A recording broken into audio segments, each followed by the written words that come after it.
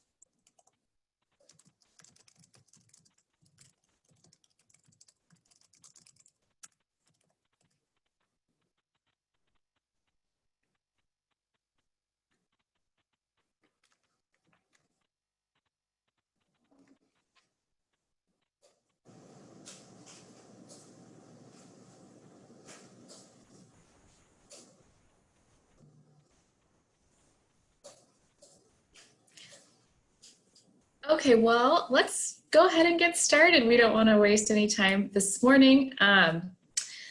So welcome to the first virtual meeting of the Sexual Violence Prevention Network. My name is Mary Hopkins. I'm the Sexual Violence Prevention Program Planner with the Minnesota Department of Health. I am really excited to be here today, and I'm going to let the rest of the planning team go ahead and introduce themselves. Yes, hello. My name is Adriana Perez. I'm the Prevention Program Coordinator at the Minnesota Coalition Against Sexual Assault. Good morning, everyone. Good morning, folks. My name is Sam Schmidt, and I am the Prevention Specialist at Minnesota Coalition Against Sexual Assault. So nice to see you this morning. And let's see, is Hannah, are you on the call? Would you like to introduce yourself? Sorry, I have so many screens open. She might not have joined the call quite yet. Hannah Laniato is Associate Director at the Minnesota Coalition Against Sexual Assault. She's also on our planning team, as well as Marissa Regay. I believe Marissa's on the call. Marissa, do you want to introduce yourself? Hi, good morning. Can you hear me? Yes. Oh, good. Okay. Hi, Marissa Regay. I'm the Data and Evaluation Coordinator with the Minnesota Department of Health. Thank you. And we also want to take a moment to mention, for those of you who might not know, Amy Kenzi, the Sexual Violence Prevention Director, retired on April 1st. She has been the fearless leader for the Sexual Violence Prevention Network for many years. This network would not be where it is today without her. And so we want to take a moment to say thank you to Amy and all the work that she did. And I think Marissa wanted to say something as well. Thank you, Mary. So yeah, we'd just like to take a moment to recognize Amy Kenzi. Oh, you cut out there, Marissa. Oh, we might have lost her.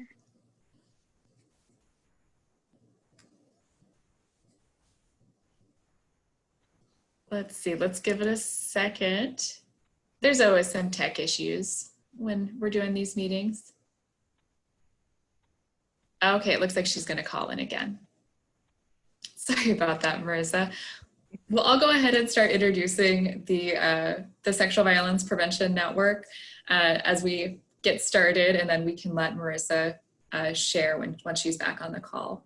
So the Sexual Violence Prevention Network, for those of you who might be new to the meetings today, we host 4 meetings every year. Usually we have 3 of those meetings in the Twin Cities at Neighborhood House at the Wellstone Center.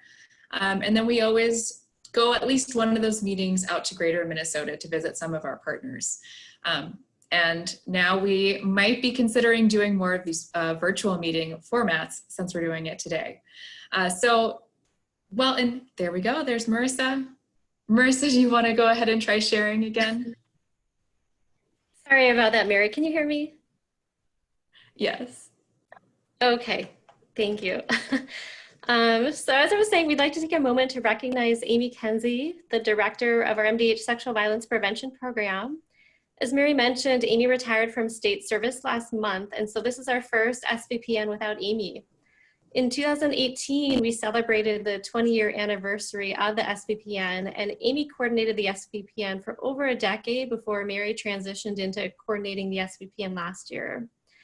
For those of you who know Amy, she has an unending passion for and belief that sexual violence is preventable and that we can create a world in which sexual violence does not exist by transforming the causes and conditions that create sexual violence.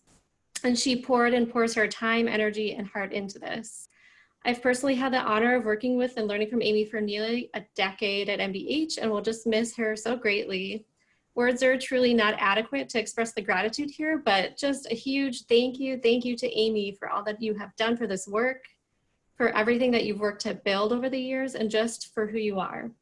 If everyone wouldn't mind, please taking a moment with me, join me wherever you are in clapping or snapping your fingers or jazz handsing together in recognition of Amy. Yay. Thank you, Amy. Thank you. Thank you so much, Marissa. I appreciate that. We couldn't let this meeting go without saying something, because she left before we were able to celebrate her at an SVPN meeting. So for those of you who might be new to SVPN, I want to just tell you a little bit about what we do, what the purpose of SVPN is, and why we're all here today. So we really have 3 goals for the Sexual Violence Prevention Network. First, we want to build understanding for primary prevention of sexual violence. And when we talk about primary prevention, we're really talking about proactive actions taken so that violence doesn't occur in the first place. And the most effective prevention solutions create a culture that does not tolerate violence of any kind. And culture is constantly changing around us, and we can impact it for the better by changing policies, practices, and environments in the places where we live, learn, work, and play. So during these meetings, we present a wide array of different prevention topics, and we always connect it back to primary prevention. But that doesn't mean that we always forget, or that we ever forget about victims and survivors. At the center of our work are the voices and the needs of victims and survivors, as many of you know, because that's the center of a lot of your work as well. So whether you're doing direct service, systems change, or prevention, we need to remember that all of these pieces are super important and intersect in different ways. And we need to be doing all of them to really move the work forward while still supporting those that are the most impacted by sexual violence.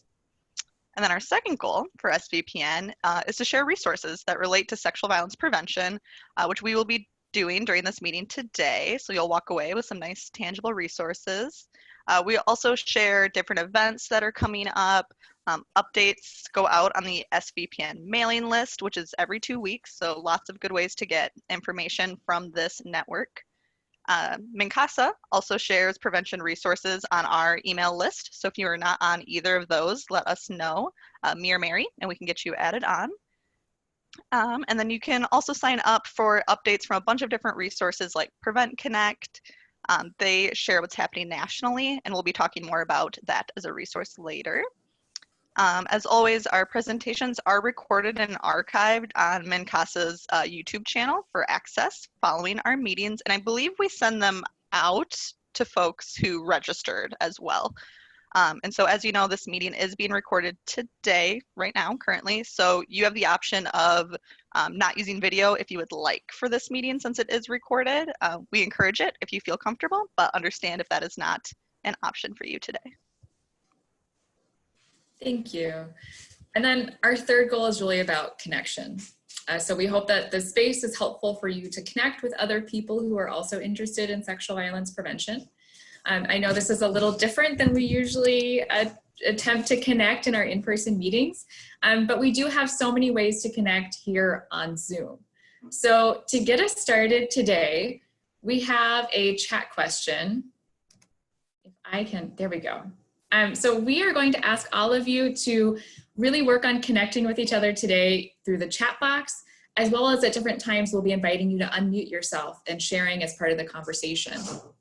So today we'd like you to introduce yourself in our chat box.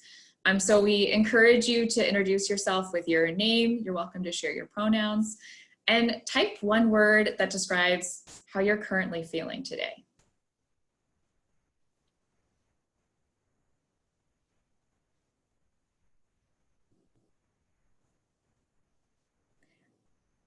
I will tell you, I'm feeling excited. I think this is the most people we've ever had register for a sexual violence prevention network meeting, which is really exciting for us to be connecting with probably some new people today. So that's exciting for me.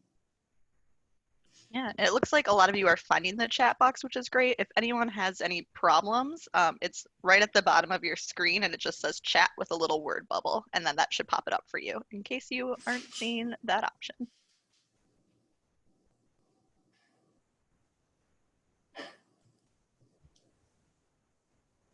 This is awesome. I'm seeing lots of hopeful, a few overwhelmed, some tired. It is kind of early today. Thank you for joining us.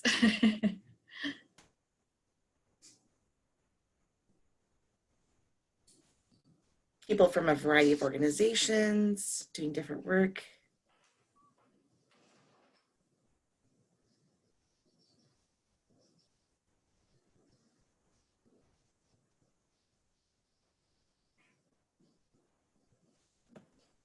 Just give folks another minute to type in if they feel ready.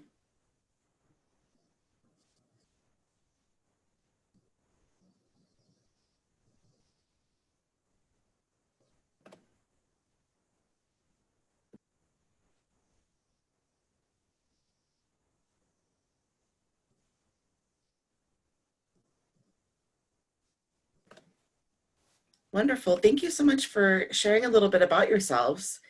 We hope that you'll use today as an opportunity to meet some new people and to make some connections. Just a couple of housekeeping requests before we move forward. We just ask that you keep yourself on mute unless you're speaking. There's a raise your hand function on Zoom. So if we have multiple people wanting to share, we'll just ask you to use this option. And then we'll call on you to unmute yourself. You're also welcome to use the chat box if you prefer, instead of chatting in or talking in. We'll be recording this meeting today, and then we'll be sharing that recording on the SVPN email list.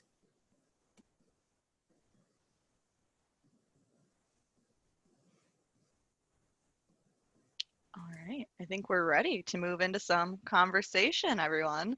I noticed someone had said they were feeling caffeinated today. I am on my first cup of coffee and the morning flew by, so I am not quite there yet. So I might be muting and grabbing my cup of coffee, and it's just we're being really authentic today with each other on these Zoom calls and really looking into each other's lives in ways we probably typically haven't done in a professional way before. So welcome you all into my home while I will be drinking my morning coffee with all of you. And so that kind of brings us into a conversation we want to have, especially with this being a networking opportunity, is how are we staying connected? And so one of our goals today is to create space for all of us to share and brainstorm different ways to stay connected, whether that's with your coworkers, with your community, with prevention work in general. So we've asked a few folks to start the conversation by sharing how they're staying connected, and we will ask them to share and open up to the group. We also encourage you to share in the chat box different ways that you are staying connected and how your work has changed. I think that'll be a big piece that folks will be talking about, is how their work looks different to make sure they're staying connected with victim survivors, with youth, with their coworkers, with the community they're serving. So we were going to have Family Tree start, but they were actually unable to make the meeting at the last minute this morning. So I'm going to move into Cornerstone. So Tyler or Jen, I can't see if you are both here, so I'm going to give you a second to unmute yourselves and start chatting with us. Hi, this is Tyler. I'm here, but Jen, you can go first. It looks like you're here. I am here. Can everybody hear me? Yes. Okay, I have 2 dogs in the house. I'm trying to make sure they're quiet. Hopefully the mailman doesn't come. But so I don't have a ton of updates in regards to COVID. So I should say that my role within Cornerstone is I'm a safe harbor advocate. So I work with survivors of sex trafficking or sexual exploitation. With these youth typically being transient already, a lot of our conversations are done via phone or email already. So there has been a lot of changes with that. Within our agency, we are operating on a skeleton crew. So we do have advocates on site. So we still are accepting walk-ins. If anybody needs help with writing HROs or OFPs, we can do that. we can get you in contact with therapy or clinician. We have our general crime team that can help write HROs or help provide assistance with non-sexually violence or DV-related crimes. So we're still operating at full capacity, just a lot of us are at home now. Even within my work here, I can do intake. It's kind of a case-by-case basis. If the severity requires me to meet one-on-one with the youth, socially distancing, we're able to do that too. So not a lot of huge changes, thankfully, for my position. And we're just going through it day by day with the kids. So Tyler, I don't know if you have more that you want to update on that too. Yeah, sure. So my name is Tyler Ostrauss. I also work at Cornerstone. I'm the coordinator for our school-based services program. We work predominantly in Hennepin County. We're a team of 5, and we provide both advocacy, so youth advocacy services within about 11 or 12 schools across Hennepin County, and then do prevention education as well within, mostly within health classes. We've been really fortunate in that we're a pretty tech-savvy crew, and right away we were able to get both telehealth services set up. So we're doing tele-advocacy with students in the schools that we're already connected with. We've kind of opened that up. Any young person, 24 or younger, that wants to meet with a youth advocate is welcome to connect with us. If we find out that, you know, they maybe are connected with another youth agency already, and maybe that agency doesn't have telehealth services set up yet, or they're in the process of doing that, we'll kind of help bridge that gap. But definitely we want to help them loop back around and connect with the folks that they you know, were originally connected with. And then as far as our prevention ed, we reached out to all of the health teachers that we were connected with, and kind of put a survey out there and kind of let them know, or have them tell us from their perspective kind of what topics they wanted us to focus on and what their distance learning was going to be looking like. And so we've been able to set up a website and create a lot of online content. Right now we've got a dating abuse presentation that's interactive, like so students can click on things, and there's animations and videos and stuff, and pretty excited that we got that up and running really quickly. And then this week we're gonna kind of, our sexting presentation is done, and so then we're also gonna work on a gender stereotypes presentation. So those were kind of the 3 that the schools had asked us to complete before the end of the school year. So that's all up and running. We're pretty excited. The students have rated us 4.4 out of 5 stars with the content. And so teachers are loving it too. So yeah, we're just excited to offer that. I can share those links, and if anybody's looking to do that themselves, I would definitely love to just talk and figure out how we can get more stuff up online for students to access, and stuff that I think is rooted here locally, right, and kind of informed not just from a youth perspective, but from, you know, local youth. Yeah, so with that said, one thing I'm really grateful for is because our team is in different necks of the wood across the county.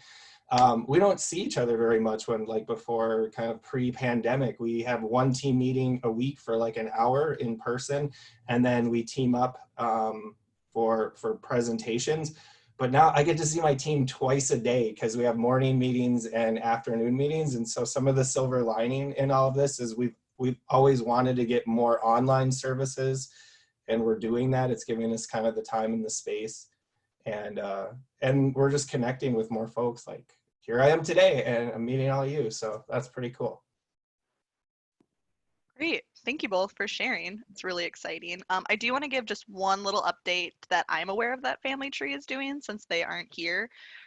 They are looking into also creating the Flash curriculum to be a virtual interactive platform. And so that will be something they've expressed sharing with folks, or letting them know kind of how they have transformed their curriculum to all be virtual and interactive for the youth that they serve in the metro area. And then they're also looking at doing some sort of YouTube series, potentially podcast, some discussion around it, of sex educators talk sex education. So they'll be watching the show Sex Education on Netflix, if anyone is familiar, and providing their own take as sex educators around some of the themes and content from that show.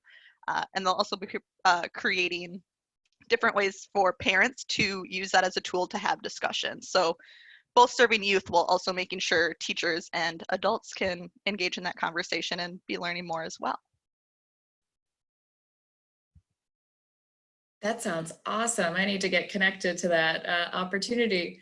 And I do just want to highlight too, thank you to everyone who shared so far. And Tyler and Jen, I know there's been some questions coming up in the chat, and there's a couple people asking if you would be willing to share your email address, because I think folks are really interested in seeing what other people are doing to help their own programming. So thank you so much for coming on today and sharing with us.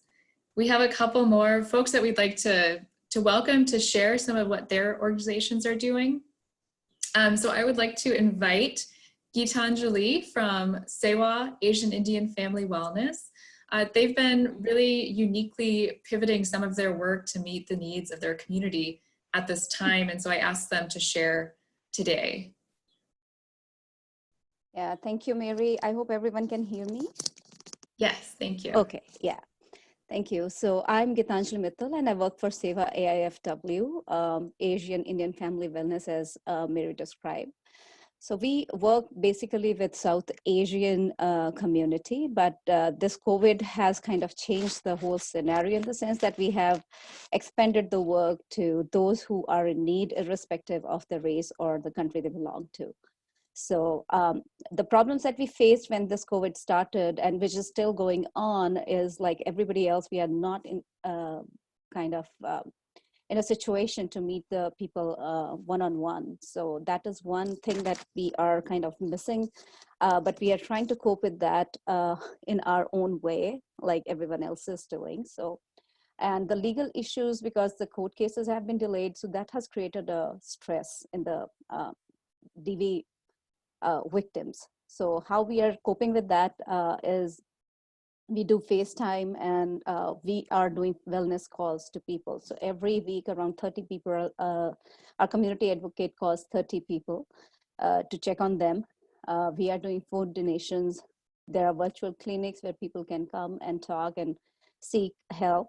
And we are also doing free consultations for anyone who needs them on Tuesdays and Fridays. So this is half an hour consultation kind of counseling, but not related to the medical counseling, but anybody who needs to talk. And if we feel that they need more counseling or they need referral, so we are providing that through our psychologists. So we have 2 on-call psychologists on Tuesdays and Fridays helping people out. And when it comes to DV victims, since the COVID has started, we have been able to provide transitional housing to 2 people who were in need of help. And right now there are 7 to 8 active cases going on. And we are also trying to counsel a person who was living in Minnesota, but right now she's in India. So that international call is also going on, trying to make her feel comfortable so that she feels that she has somebody. And also we are serving people from other nationalities which came to us during this duration. So there are people, DV victims from Ethiopia, Bangladesh, Afghanistan, Philippines, and we also had a senior abuse case who was a Tanzanian immigrant. So we helped them as well. And as COVID is creating a lot of restrictions, we were thinking about our seniors. So what we are doing to help them is we are reaching out to them with culturally specific meals, because they do get a lot of help. And but at the same time, it's like during the late years of life, one becomes more particular about what they eat and what kind of food they want. So they were missing the culturally specific meals. So we started that program for them, which we were already doing, but we kind of expanded it. So right now we are serving 6 to 7 seniors. They get groceries every week through Seva, and they don't have to go out. We just buy the groceries and we keep it outside their houses and they collect it. And 200 meals per week are being distributed, and a few shelters, we are sending 20 meals per week. People who are packing, for people who are delivering. So far, they have kind of driven for almost 1,000 miles in the past 4 weeks to get meals to the people. And volunteers are cooking. They started cooking initially, but now they have kind of changed it a little bit because there is too much of a demand to kind of seek help. We are also reaching out to the students in U of M where they are stuck and they can't go anywhere. So we are also providing meals to them. So there are a few restaurants who are helping us with the food. And we are serving around 30 families twice a week. So, and we have also distributed masks to seniors, around 20 to 30 masks. And we have got some sanitizers, which we would be donating and sending it to the seniors in the next 1 week. So it's kind of really amazing how the work has expanded and how the volunteers have come up. So we have got 300 hours of volunteer work in just 3 weeks of helping the community. And there are 60 donors who are helping with groceries and packing the meals and also preparing the meals initially, like I said, we were doing, but then it became too much to do in the sense that we are reaching out to different areas. So just to mention Richfield, Bloomington, Eden Prairie, Woodbury, Eagan, there's Northern Minnesota, families in St. Paul, Edina, Minnetonka, Maple Grove, Minneapolis, and surrounding areas. So we are trying to cover as much as we can.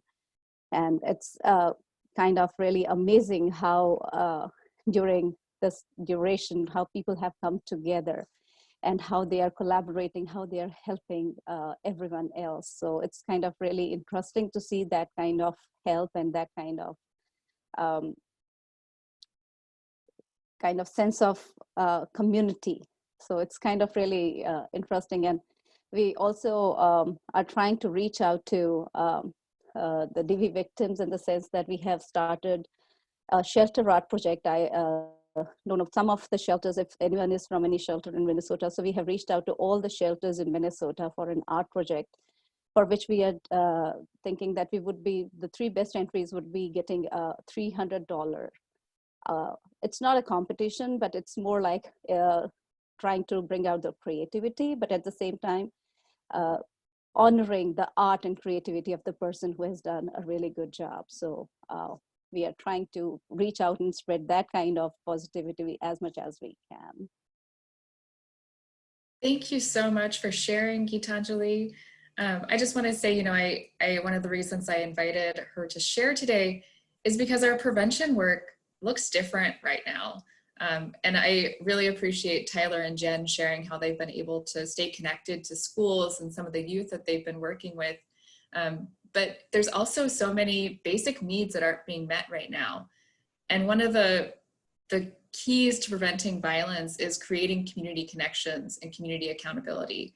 And the way that SEWA has been able to kind of pivot to meeting some of those basic needs by sharing meals and groceries with their community, I think has been really a really cool and unique way to continue their work at this time. So I just want to highlight that. Thank you so much for being here today and for sharing.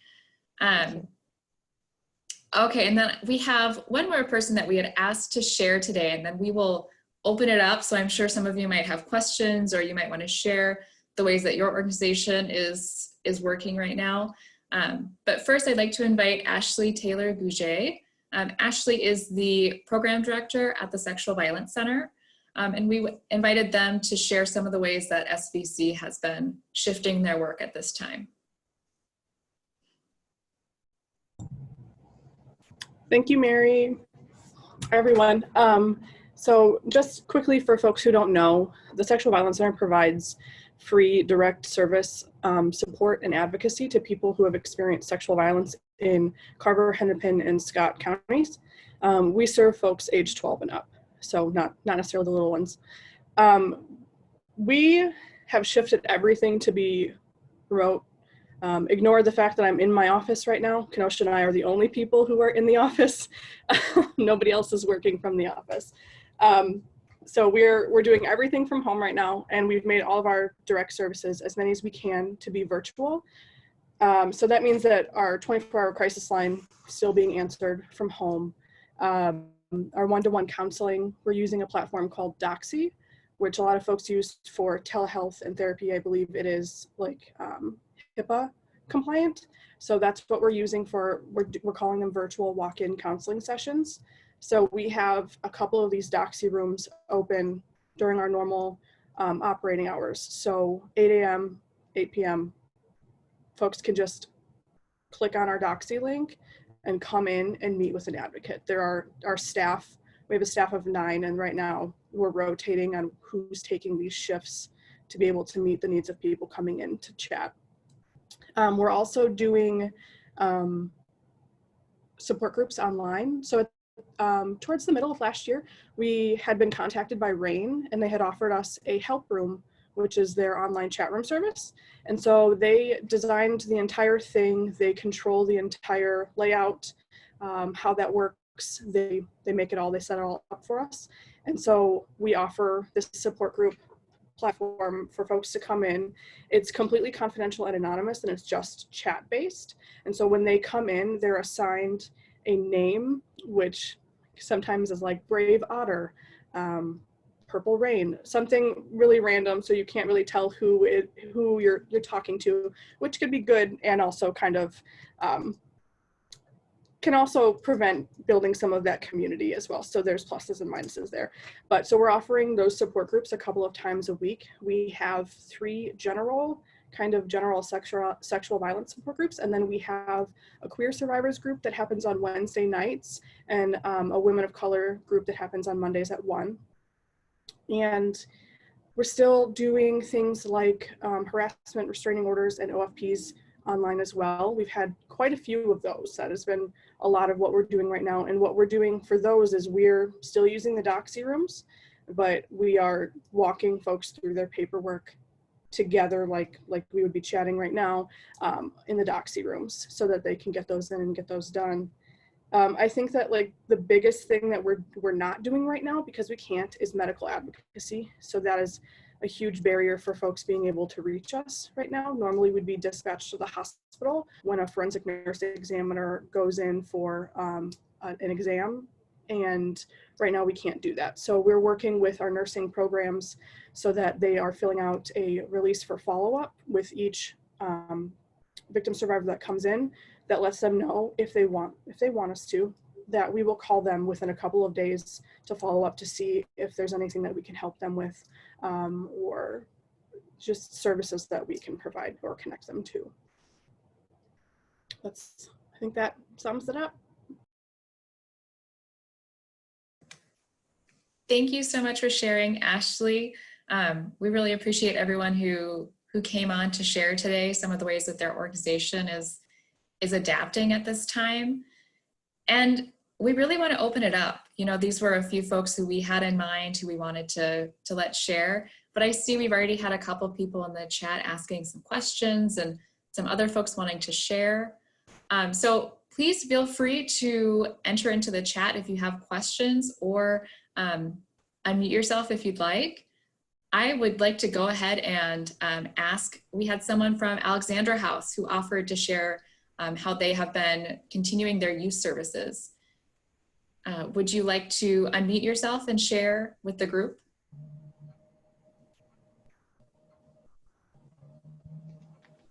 Real quick, looks like there is a follow-up question for Ashley, if you have a moment. Thank you, Sam. Yeah, no problem. It looks like Cindy Yang is asking Ashley, doing all your work online, do you feel it is effective and reaching people? Are there a good amount of people utilizing the online support groups and services you are providing? Thank you for asking this question. I actually think that's pretty important to address. It's a yes and no in there. Our crisis line has experienced about a 20% increase in calls. As far as the support groups, those are kind of hard. We're not necessarily getting the engagement we'd like to see from those. At first, we were offering 2 support groups a day, and then we would get maybe 1 or 2 people in there, and it wasn't a group. It ended up being kind of just a one-to-one conversation, which isn't the same environment. So we lessened it and we kind of tightened it up, gave less options, hoping that we would get more people in together. We did that last week, so we're still not really seeing much of a change in that. I don't necessarily think that we are reaching as many people as we possibly could. It's hard when you're making everything virtual because everybody is at home home is not safe for everyone, so it's not necessarily safe for folks to be reaching out virtually or by the phone if their computer activity has been monitored, if their cell phone is being monitored. We're not necessarily always going to be able to reach the people that we need to. And then I see that Stephanie has a question about how the individuals get the link to the support groups. I've set up an entire page on our website with our virtual services that has the links so that people can click. But we're seeing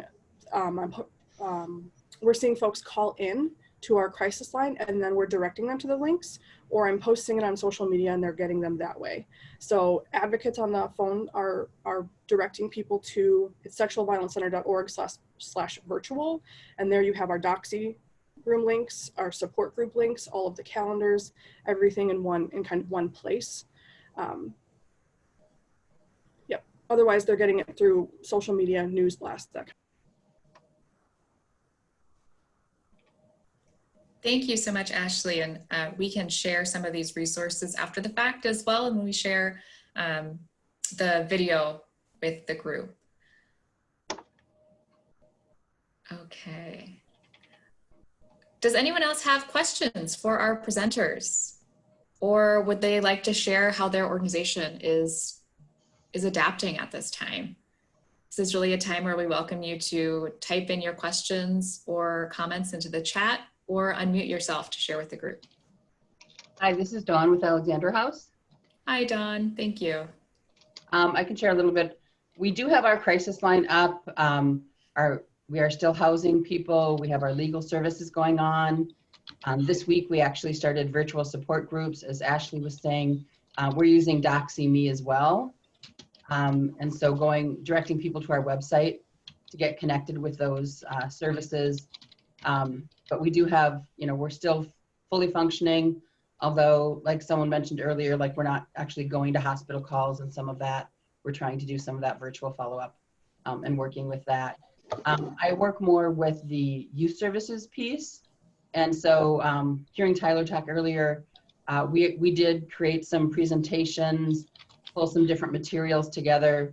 It looks pretty different than what our normal high school presentations are, but trying to meet the need right away of those high school teachers.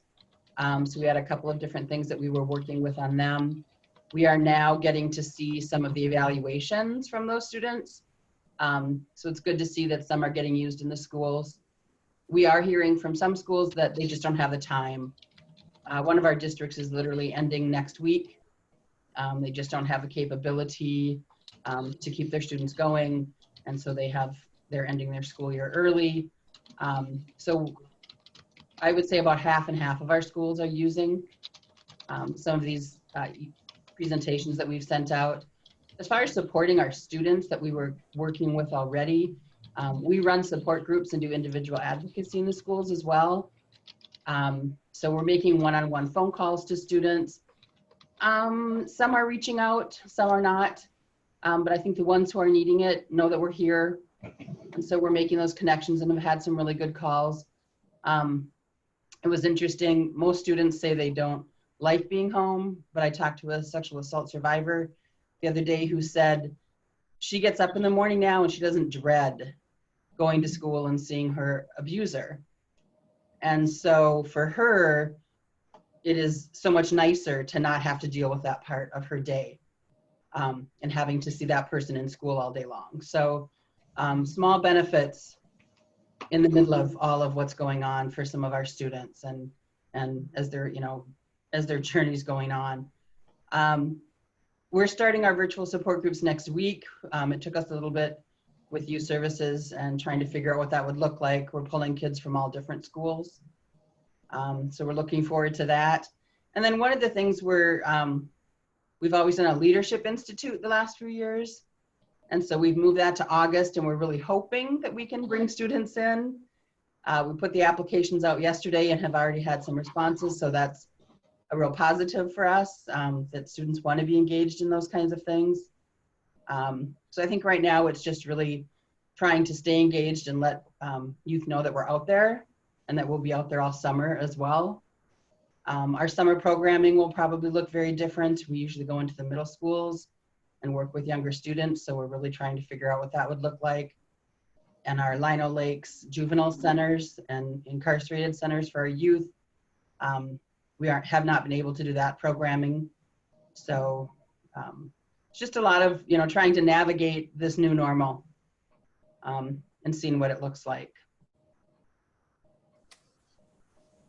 Thank you so much for sharing, and what a powerful statement from that student who's saying, she's really appreciating being able to be home. And I think that's such an important point to this. We're all experiencing this in different ways. And I'm just so impressed by the ways that everyone has been adapting and continuing their work and continuing to support folks across Minnesota. I see we have a comment here, someone mentioning that e-filing for HROs has been successful. A couple people saying, yeah, the e-file has been really helpful. That's good to hear. I have one thing I can share. I'm Joy McElroy with Cherish All Children, which is a part of Lutheran Social Service. And we do primary prevention and working primarily within the churches to engage them in their communities to work on prevention and change culture and all of that. So yeah, this has been tough with churches all trying to figure out how to redo their worship services and everything being on Zoom and that kind of thing. But one of the things that I'm going to move forward with is we're certified in the Not a Number training, and while we can't do the youth trainings, they came out or updated their caregiver presentation. And so I've got a couple of churches that are interested in doing that, like in this type of format, Zoom with a PowerPoint. I'm tech okay, but not tech savvy. So I got to do a little work on that to be able to be ready to do some of those kinds of things. And then yeah, like I said, I've got two churches that are interested in doing that we were in the midst of doing the Not a Number training. And so to be able to say, well, we can do this as a caregiver presentation, and in my mind, have your middle schooler or your high schooler, if they will, sit next to you, while we're doing the presentation, because it really is, material that's not just for the parents. So I don't know if others are using that, but that's one that I'm gonna try. Yeah, thank you for sharing, Joy. I'm gonna shift us along a little bit in our conversation and move into just bringing us kind of back to that idea of how are we staying connected, especially when our environments are kind of ever shifting right now in Minnesota. The shelter in sounds like it's still being lifted on the 18th as planned, but it is still being highly encouraged that if you are able to continue to work from home. So we wanted to open up the conversation around what are some work from home guidances you would like to share with folks? Do you have recommendations for the group? How are you kind of staying connected in different ways with your community, with your coworkers, while still being kind of in this working from home setting? So love to open it up for folks around what kind of things would you recommend or are needing guidance on possibly for continuing to be working from home? Especially for preventionists. Sorry, that's on the slide. It's not in my notes, but that is how do we do this work kind of as preventionists as well when so much of our work requires connecting with folks and connecting with the community?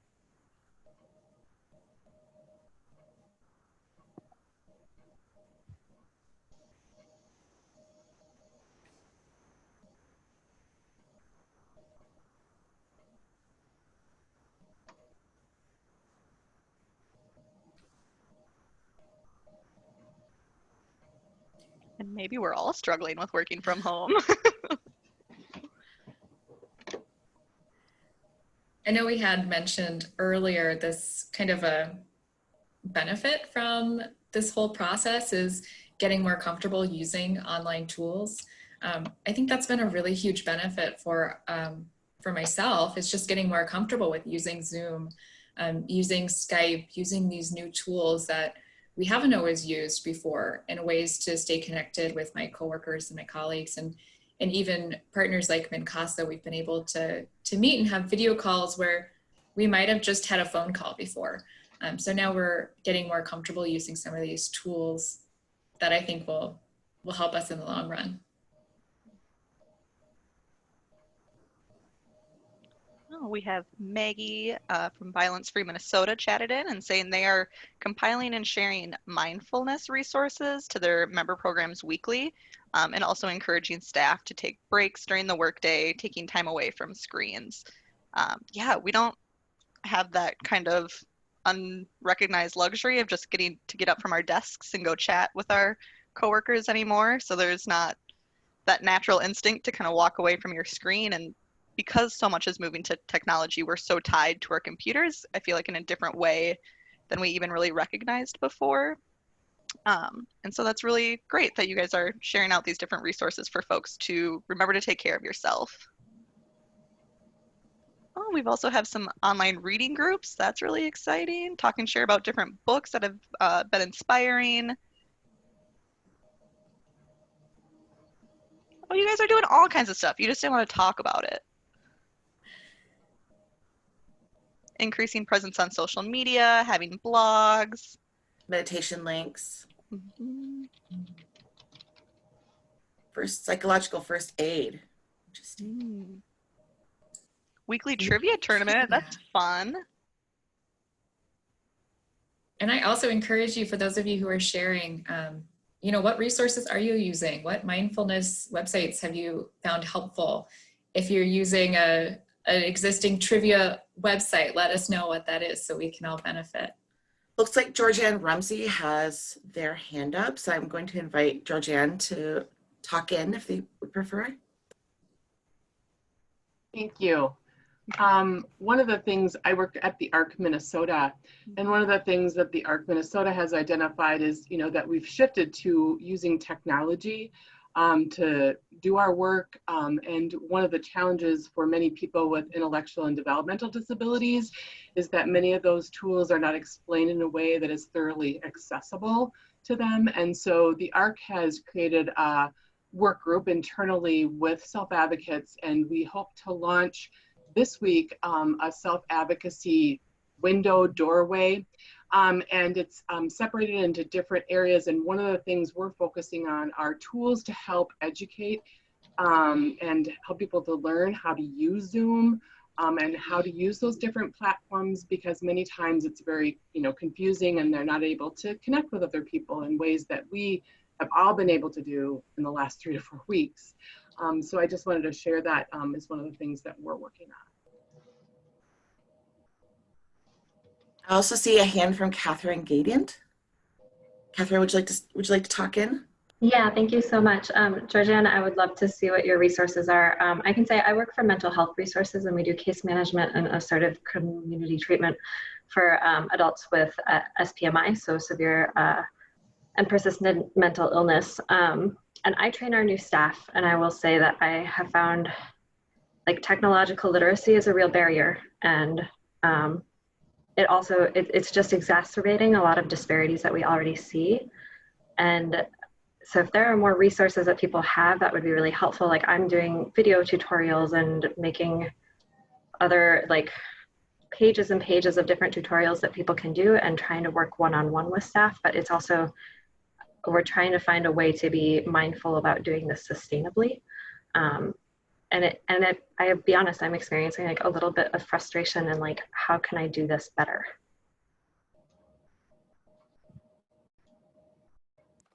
Awesome, yes. I also see Sarah Bush's hand from Missions Inc. Sarah? Hi, thanks. I have what I was originally going to say, and then wanted to add on to what Catherine said. One of the things that I've personally had to do is to sort of give myself some grace in not being as productive in some of my work areas at home as I was in the office, recognizing that it's different. And, I have cats and landlords coming over to do repairs and, those sorts of things that don't happen in the office that do disrupt your day. And at first I felt super, super guilty about it. And working on, providing some grace, as well as, you see those Instagram posts about sort of that shame if you don't come up with a new hobby, or you don't lose all this weight in the quarantine, and that kind of productivity shame, I guess, that it's well, I don't have a new hobby. I haven't knit anything. But that you know, we're all dealing with trauma in a different way, and it really is a collective community trauma. So I guess giving myself some grace has been part of that. And I think jumping on what Catherine said, my Missions Inc. was pretty behind in a lot of the technology pieces before this. And then all of a sudden, people were trying to figure out how to work from home. And most of our programs are residential, so people are still have to be there and present. But you know, I'm trying to run a diversity, equity, and inclusion committee virtually when most of my colleagues have only had an email for about 2 months. So it's a big hurdle. And Catherine, I don't have any answers for you, but I have a lot of sympathy in going through the same thing of figuring out how to address that barrier. Thank you so much, Sarah. Yeah, thanks, Sarah. I think that also really helps us like ground why we're having this conversation too. Our prevention work has had to shift so much recently, and not even just taking things to technology and losing that in-person presentation style, but even how we consider what is prevention right now has had to shift. Prevention historically and typically is kind of on a back burner for folks, especially if they're also doing crisis response. That does always have to kind of take priority. And now especially prevention is so far on the back burner because we're just kind of playing catch up, and we had to make sure everyone we're working with is staying connected and getting the services they need. We know sexual violence and other forms of violence are going to spike during these times. And so we really all shifted into response mode. And that's why I think it's really important for us to have these conversations around how are we caring for ourselves? How are we building resiliency? How are we staying connected? Because that's kind of what prevention needs to look like right now. It needs to look like community building and giving ourselves grace and learning some of these emotional management tools and really looking out for each other. And because that is prevention. It just isn't necessarily the way we've kind of been trying to push it. And it doesn't necessarily need to be the way we continue to do it even after things continue to shift. But I think right now, helping us frame up what is prevention priority and how can we still center our work in prevention, it just maybe needs to look a little different than we've been moving it before. Looks like Georgianne has a follow-up comment on the chat box. Our website is www.arcminnesota.org, where these new resources will be launched this week. And I just, go ahead. Oh, please go ahead, whoever would like to go first. So much excitement. I just want to say, really, this is the goal of this meeting, and I'm so thankful, Georgianne, that you shared. I think that resource could be so useful for all of us on here, and I think hopefully that might be helpful for Catherine as well, sharing some of her struggles as to how to get this tech literacy out there. But that's also something that we are here for at the Minnesota Department of Health and at MNCASA. We are here to support all of you in continuing your prevention work in this new normal. So if there are resources, and I think that's our next slide, which we'll get to, we're going to share some resources that we have, but we're here. If you have questions, if you need new resources, we'd love to try to support in any way that we can.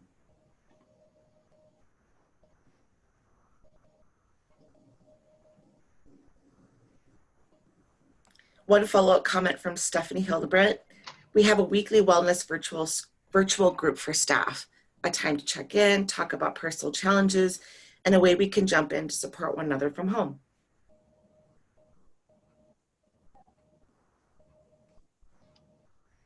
Yeah, I think that's a super awesome example of how things have shifted, but to continue to build on that prevention of taking care of ourselves and our communities.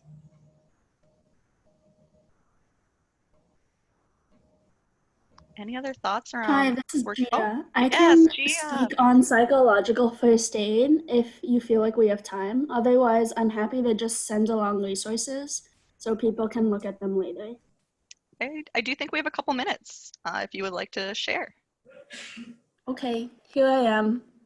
Hi, friends. I'm sitting on my couch instead of my desk because I want to. And that's part of psychological first aid. So psychological first aid is not a topic that I'm an expert on, but is something I really like as a framework. I'm literally going to read off of the Minnesota Department of Health's website because I think it's good. Psychological first aid is an evidence-informed approach that is built on the concept of human resilience. The nickname is PFA. PFA aims to reduce stress symptoms and assist in a healthy recovery following a traumatic event, natural disaster, public health emergency, or even a personal crisis. That applies to right now. Not only is it like personal fires that we feel like we have to put out, this is like absolutely like a global traumatic event. I don't think I have to convince any of you of that, but these principles were literally created for situations like this. There are 5 key goals of psychological first aid, the first being safety, the second being calm and comfort, the third being connectedness, the fourth being self-empowerment, and the 5th being hope. I am leaning into number 2, which is calm and comfort. So I am, again, instead of at my desk, which is where I'm most productive, I thought because I'm listening into this meeting, I would just be wrapped up in a blanket with my chai and a candle, because that makes me happy. And I'm just trying to find small amounts of joy throughout my day, even if overall I'm not happy and overall I'm feeling especially anxious and scared. That doesn't mean I don't get to have small pleasures. Psychological first aid really leans into those self-care pieces, but I also think it's really community oriented. And so I encourage all of you to kind of look into those 5 pieces again and see how you can incorporate different techniques and skills into your day that do a little more first aid. And again, I'll share with Mary and Marissa some of the links I put together for like my agency. And then I'm happy to take questions as well. Thank you so much, Gia. I'm noticing a hand from Kathy H. if we have time for that question. Kathy, would you like to come in and comment? Yes, thank you. And yes, I'm just a parent of a victim, and I'm just an observation as I'm hearing you talk, and perhaps something then to think about of then if I'm hearing what you were saying in previous statements, then is that you feel maybe that perhaps, you know, in times like these and maybe in other times as well, you know, meeting the needs of survivors and victims is very important, because that's always in that here and now. And I'm sure everybody agrees that, you know, that always becomes the most primary importance. And of course, this meeting is on that prevention. And one of the questions then maybe becomes, and I don't know the answer to this, and maybe this is something as a question to percolate and to think about is it perhaps if you are all finding in your organizations that you personally are being pulled away, and your resources, and that the prevention piece ends up just sort of like you're feeling like we aren't getting to, you know, get as much dug into that prevention piece as we want, because we always end up, you know, dealing with the immediate needs that need to be met. You know, we have to and we should, and that's necessary, but we are still needing to do this prevention piece, because if we don't, we always have those more and more of those immediate needs that we keep having to deal with. So sort of a question that pops up in my mind is, in sort of thinking of for the future, and I don't know, maybe you've had these conversations before, is would it be, and do you feel as if having more that are dedicated specifically to the prevention piece and others that are specifically for meeting the needs, working collaboratively, but able to be more focused in those areas so that they each can be doing what needs to be done, and so that we move along more with that prevention piece and hopefully reduce the victimization and so forth, and get a little bit more prevention, and so that that scale gets tipped a little bit that way, if I'm making myself understood. Definitely. Yeah, I think you are, Kathy. And yeah, there's unfortunately currently just a lot of barriers in making that able to happen. It also kind of depends on the organization you're with. So we have a wide range of folks on this call, and a lot of them who are funded and who do specifically do prevention work, which is really exciting. So we just need to continue to support funding for prevention, especially in kind of an advocacy setting. There's a lot of funding that restricts it, unfortunately, or gives it kind of, you gotta be a little tricky with some loopholes on how you can do prevention work in your community. And then finding community champions like you, I think, can always be super supportive. So yeah, I think we would all agree that serving and supporting victim survivors needs to be priority.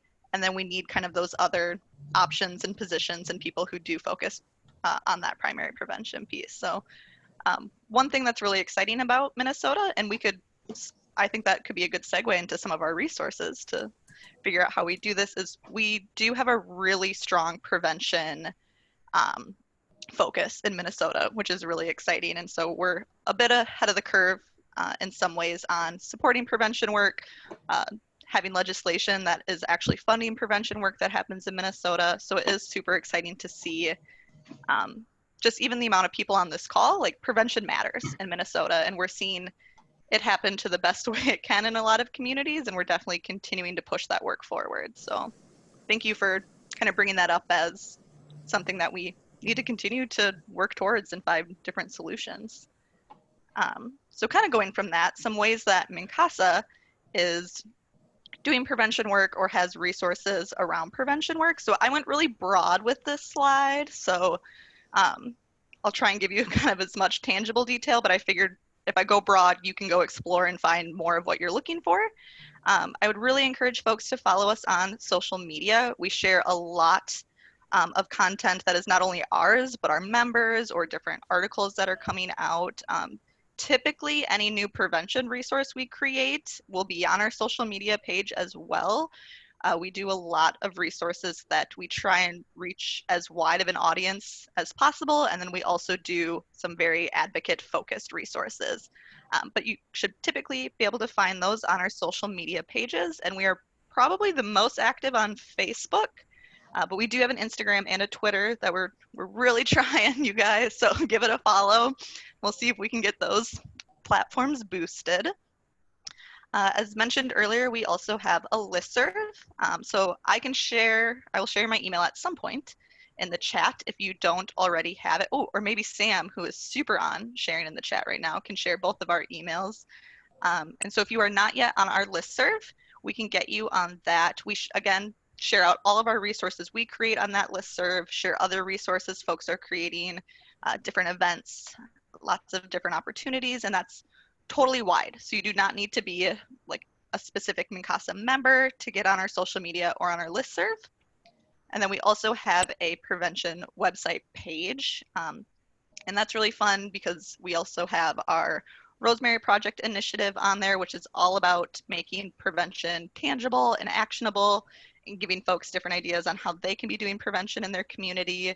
We have a messaging report page, which is all around how do we talk about comprehensive sex ed which we are calling Healthy Relationships and Sexual Violence Prevention Education, because we learned throughout our report that comprehensive sex ed does not resonate with as many audiences as we would like to.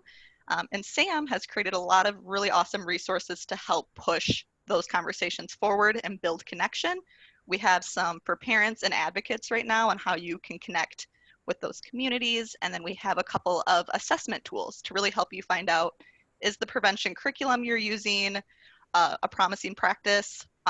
Is the like entire curriculum or programming a school is doing or in your community is happening, does that fit in our prevention promising practices? So helping you assess the current prevention work you're doing or possible prevention work you might be interested in doing. So lots of different resources on our website. That's typically the main place I send folks to if they're interested in engaging with more prevention resources. Sam and I are always available to have an email conversation, a phone call, a Zoom video chat with you around any of your questions you have, whether it's Prevention 101, very specific curriculum, a MNCASA resource, different ways to be engaged. We're here to support you in a technical assistance way. Looks like there's a question for Pahua. Mm-hmm. This is not necessarily SV prevention related, but it is COVID-19 prevention related.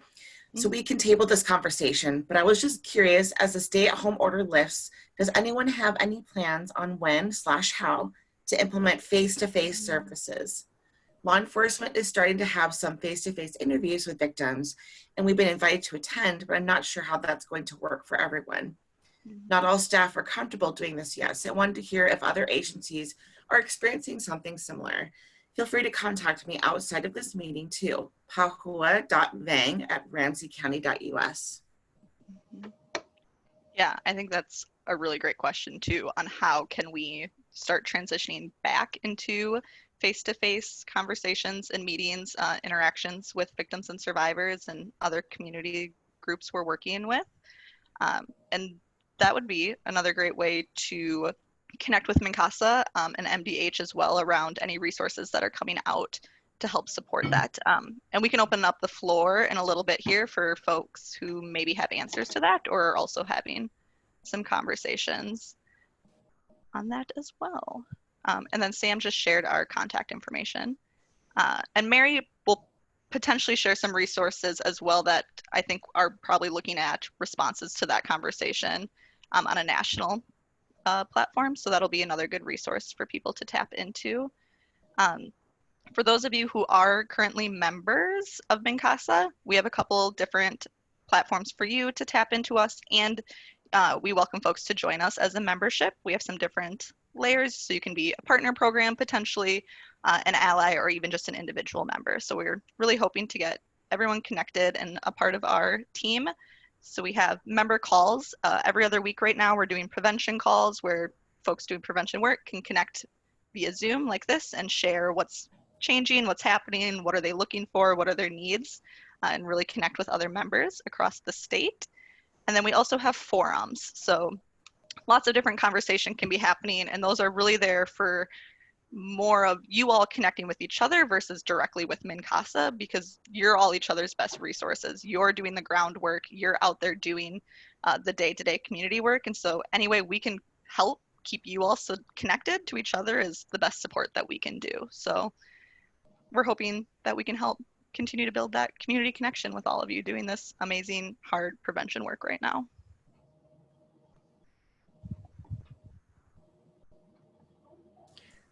Okay, thank you so much. And I really do want to say thank you to MNCASA for all the awesome resources they've been creating and publishing at this time.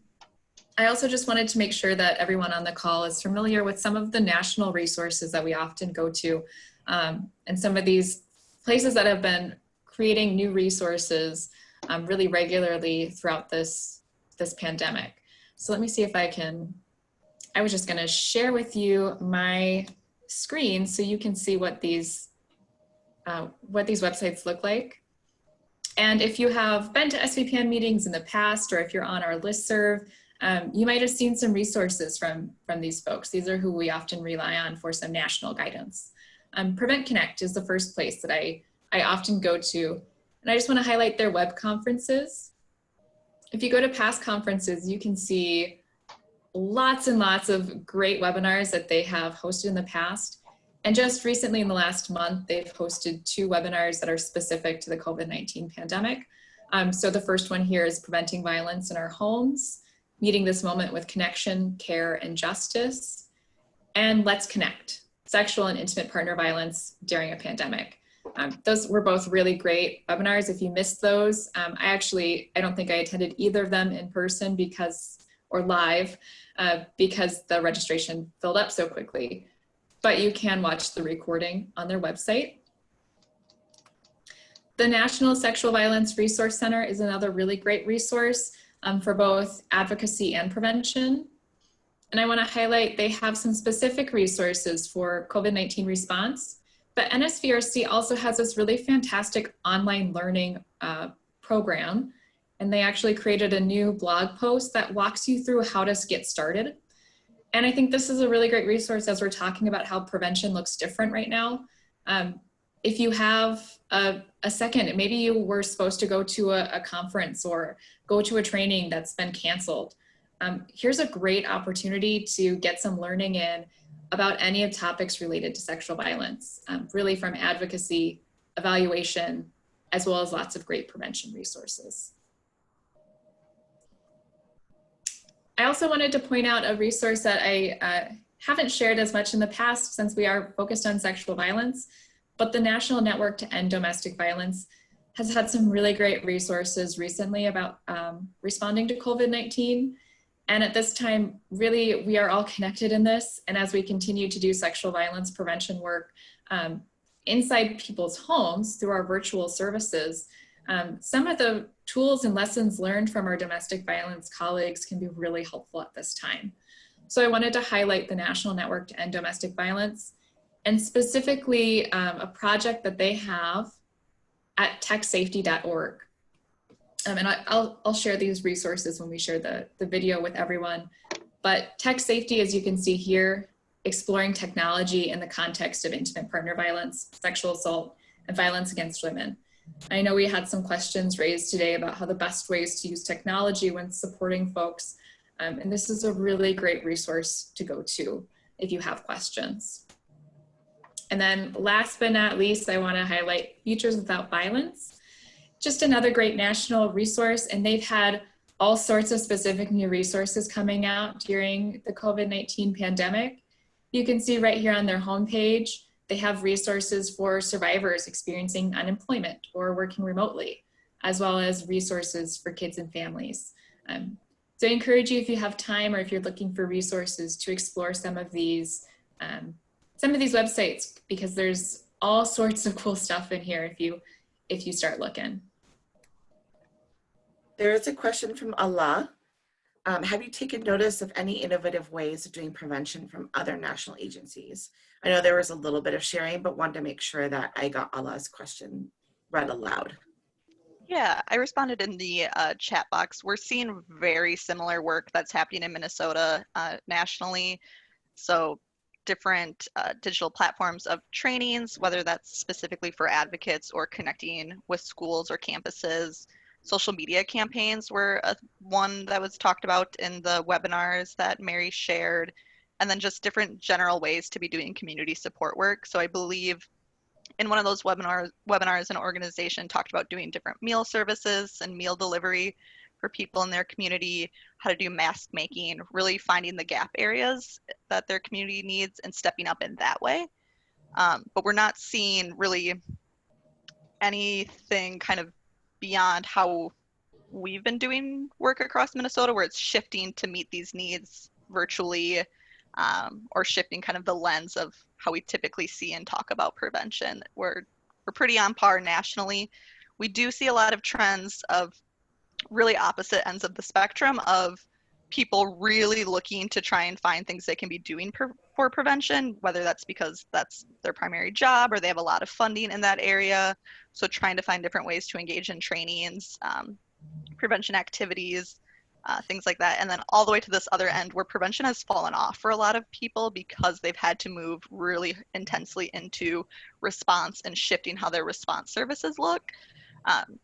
We're seeing a little bit in between that, but those are really kind of the two side ends that we're seeing of how people are responding and shifting prevention work within the advocacy world nationwide. So pretty on par with how everyone else has been doing their prevention work as well as their direct service work. One comment from Tyler Osterhaus: if folks are looking to increase skills around software such as Office or video, photo editing, graphic design, e-learning, etc., lynda.com is great. Many local libraries offer free access via their site with your library card. I'm in Dakota County and the library system here offers it too. I think Ramsey County libraries do. Lots of great online tutorials. And then an affirmation from Sarah Bush: Hennepin County Library offers Lynda too. Yeah, this is a good time to get creative in our prevention partnering too. So libraries can be a good new resource, thinking outside of the box of different community resources that already exist that we maybe haven't tapped into before, but can be really awesome new resources for us now. We are getting close to kind of the end of our meeting, and we have one more thing on our agenda that I want to make sure we get to. So I'm going to introduce Lindsay Bryce from MinCasa. She is going to give us just a quick update on the new Title IX rules that had dropped. Gia, I know you're on the call because you talked already, so if you're still here, you might want to chime in at some point as well. But for now, I'm going to open the floor to Lindsay real quick. Hi, everybody. Thanks for inviting me. I appreciate it. I've been here for about half of the meeting, and I've just been here listening, and I get so excited about all of the work that you're all doing. There's just so much good stuff happening, and so thank you. I just thank you. Title IX. So I'm going to preface this by saying that the new Title IX regs are like 2,800 pages or something like that. So I am just at the very beginning of trying to understand and interpret exactly what all the changes are. So this is going to be a pretty sort of high level overview of what I'm seeing at this point. It is definitely not all encompassing by any means. I did put one article in the chat box that it's a New York Times article, and it does a pretty good job giving kind of high level overview. I haven't found a summary and like a chart that I love yet, so I don't have anything like that yet to share, but I will I'll share it when I find it. Lindsay, I have it. Oh, do you have one that you like? I have several. I will put them in the chat box right now. Perfect. I have a few, but I don't know. I haven't found any yet that I feel like is super clear. So can I stop you for just one moment? Lindsay, we have a lot of folks on the call right now, and I just want to make sure for folks who might be new, could you introduce yourself and just give us a little introduction and maybe frame us in what these new Title IX rules, what Title IX is, maybe if folks are new to this. All right, thank you. Thank you. Thanks for slowing me down. Sometimes I get so into what I'm in my head and what I'm working on. So I'm Lindsay Bryce. I'm with MinCasa. I'm the Law and Policy Director. I've met a lot of you, but clearly we've got actually a lot more people on the call than I realized. And so I definitely haven't met all of you. Title IX is the federal law that we used to know as the thing that really helped girls sports, right? Like that's really where it started and where the conversations around Title IX started. It's also a federal law that has been really effectively utilized around sexual assault and sexual harassment in schools. And not just in schools, but in school programs, both K through 12 and college programs. And there's been a series of pieces of federal guidance. There's some policy guidance from, I think it was 2001. There were Dear Colleague letters that went out to schools in, I think it's 2011, 14, and 15. There were 3 of them. And those really gave schools guidance on what their requirements were, what they really needed to be doing and thinking about and processes and those kinds of things, what sexual harassment was, why does Title IX why are we even talking about it under Title IX, those kinds of things. So we were in a decent place for quite a while. There were some proposed regulations that came out. I don't remember in this moment what year the proposal actually came out, but there was a ton of work that was done around providing comments.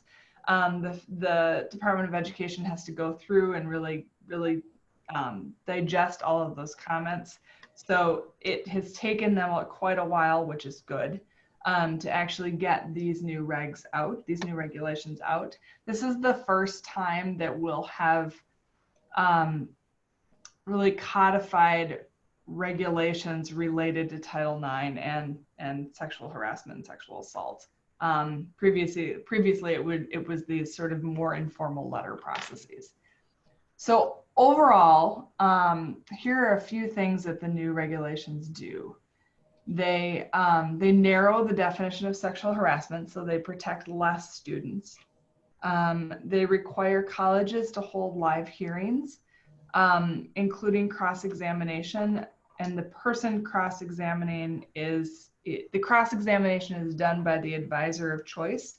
So it really is turning into sort of a live, quasi-criminal-ish kind of trial that a school is creating and managing that isn't required for any other kind of student misconduct. So it really separates and it pulls out sexual violence from the ways that a campus deals with student misconduct in a whole variety of other spaces.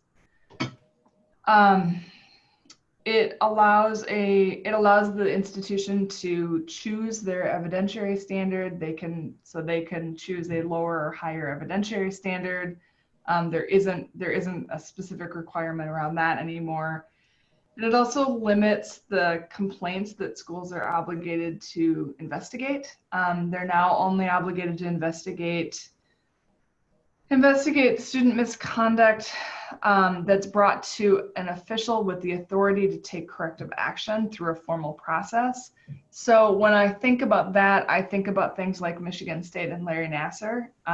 I don't believe that Michigan State would have had any obligation or responsibility to address the allegations against Larry Nassar and investigate and really deal with that under these new regulations.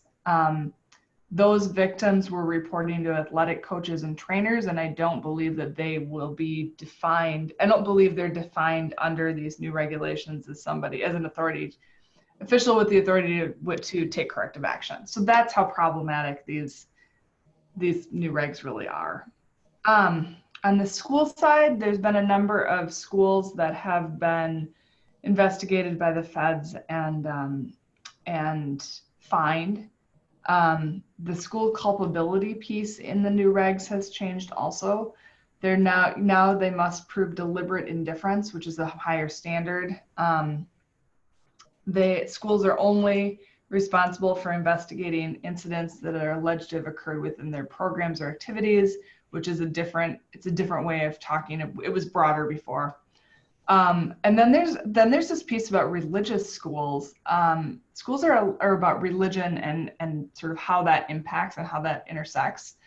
Schools are now allowed to discriminate based on sex without notifying the Department of Ed or students and families. They only need to claim a religious exemption after an investigation is started. So they don't have to say on the front end, like this, we actually don't follow this piece of Title IX because we're a religious institution. And these are, they don't have to go through that whole process on the front end. They can wait until they're actually investigated for something and then say, oh, we have here's our religious exemption. And then I actually didn't realize this, but I think there's also a separate January 2020 proposed regulation. I had kind of forgotten about that. That will also expand the religious exemption option. So not to end on a really positive note here, but it's not great. It's about as bad as we expected it to be. It's really similar to the proposed regs the proposal that came out. I think it's been 2 years now. Maybe it's only a year. I don't know. I'm losing track of time. Half the time I don't know what day it is right now. So that's your brief yet depressing overview of the new Title IX regs.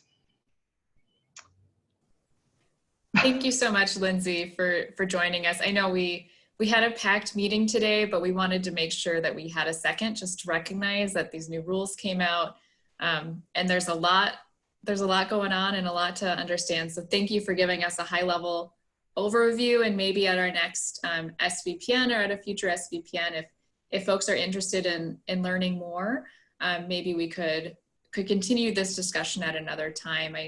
I'm sure that MnCASA will have more resources available. Yeah, no, absolutely. You know, the other thing I can say, and looks like there's a couple things in the chat. Yeah, new regulations are the base, and schools can still, yes, there are some ways that schools can do better. Not every way, but there are definitely some ways that schools can do better. And yeah, I don't have a table or a visual aid yet. I'm working, yeah, well, there's some out there. I don't have any to give you right now in this moment, unfortunately, yet. And I This feel is like I was Gia. going to tell I'm you. happy to share my screen and show people exactly where those links are. You know, I think we only have a few minutes left. Thank you so much, Gia. If you could send me the links, I can send those out. I absolutely will. But I do want to make sure I want to be respectful of everyone's times today. You know, we always like to spend the last few minutes to give everyone an opportunity to share announcements. So we kind of threw this Title IX update into our announcements time. But I also want to invite you that if you have something to announce, if you have an event coming up, if your organization has some new resources to share, please plug that into the chat box so that we can see what's going on, what's new. You can also always, as I think we mentioned earlier, reach out to myself or Adriana if you have resources or events that you'd like to share on our email lists. We're happy to spread the word about what you're doing.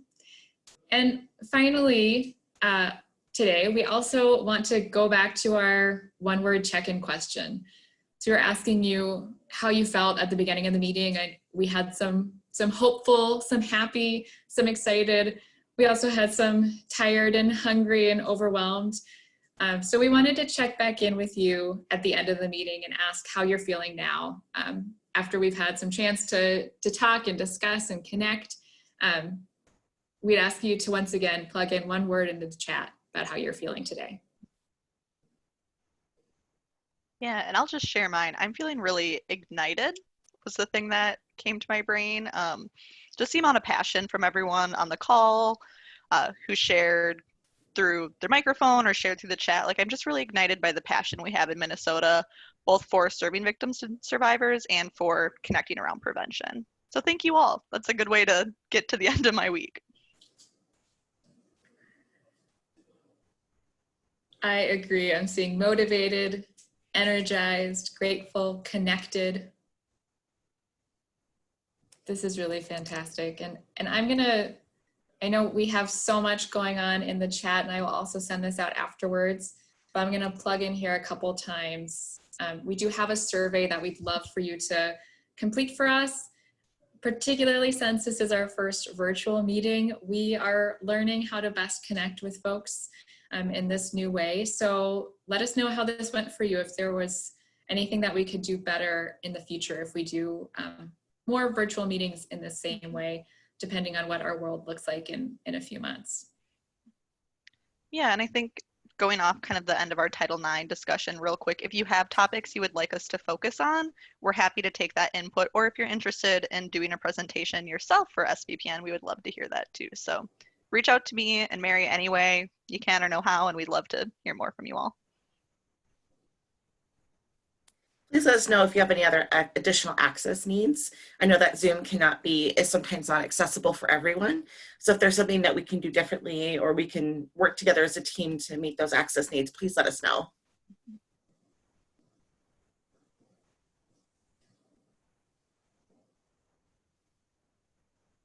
All right, well, thank you, everybody. We are at 10:30. Mary, Sam, and I will stick around for a little bit as you all start to kind of sign off. So if you have more you'd like to add in the chat, let us know. And thank you for joining us today. I hear it's beautiful out, So get outside. Take care of yourselves. Bye, everyone. Take care. Have a good weekend.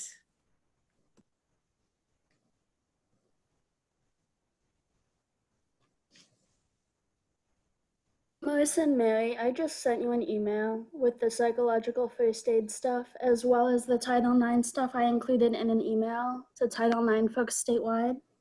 Awesome, thank Lindsay, you. I went ahead and copied you on that as well for those direct links to the visual aids. I and think Lindsay's FAQs. out of here, but I will let her know. She'll see it. Yeah, she'll see She's it. on the email. Yeah. Okay, be well, everyone. Thank you, Bye, Gia. Thanks so much, Gia.